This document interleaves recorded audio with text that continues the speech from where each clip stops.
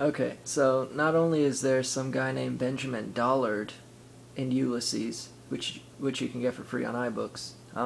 There's also William Miller. There's a plumber named William Miller in Ulysses, about 500 pages in. You could search the words in iBooks, and then that's how I found it.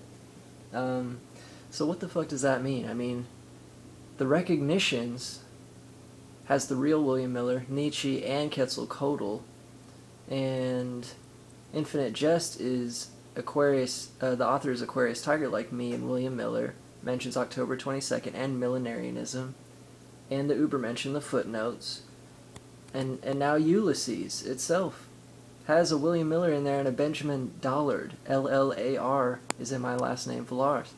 Like, he is tapping into some kind of universal truth. And what's weird is that these are the most famous types of postmodern strange fiction. I mean, I only picked these up because I knew they were going to be like some of the most difficult books. Because I like a challenge. I just like to know what the fuck is out there because life is short. But yet all these books are making me narcissistic and finding all these things. And of course James Joyce is Aquarius, like David Foster Wallace, who wrote Infinite Jest. But I mean, what does it mean, bro? I don't know what I'm supposed to be getting. Is it just that weird things are supposed to be confirming that yes, I am right, keep going with it, and maybe write a book about it? Or is it just me being, having wishful thinking? Like, to me, synchronicity like this is spirituality. Spirituality is going to be more narcissistic. You have to look for shit for yourself instead of waiting for someone to give you an answer. And luckily, I just have a huge message to give, so I have weird synchronicities to give in general. And anyway, who knows? No one. But that doesn't mean we can't know anything. Anyway, punk rockers, do they realize that their whole Mohawk thing is obviously from the Native Americans? They don't care, but the Native Americans also happen to have the same astrological calendar as the Mayans, the 260-day Tzolk'in, which happens to be 9 months of, human gestation. But anyway, the Mohawk, so the punk rockers technically are representing the Mayans. Weird, huh? And this is just a reminder for scared people, because, December is coming up, y'all, and I felt really weird last night, not just because of the damn Dallas storms. The tornadoes. There's 2 tornadoes in Dallas yesterday, so the energy that night, I was just really kind of nervous. But I was also just thinking of 2012 and stuff, and I just almost couldn't handle it.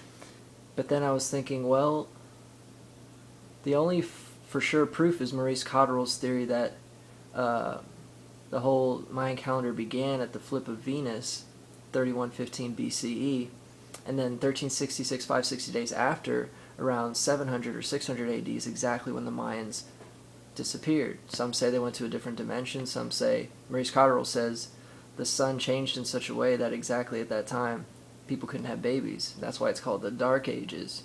Who knows?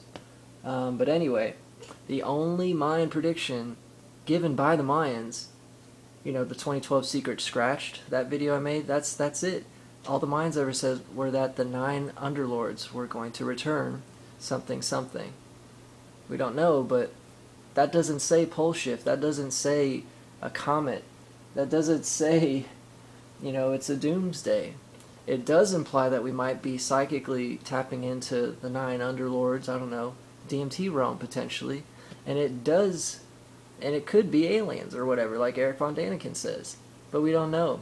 But we for sure know that the Mayans never said anything about the end of the world, just the end of their calendar, okay?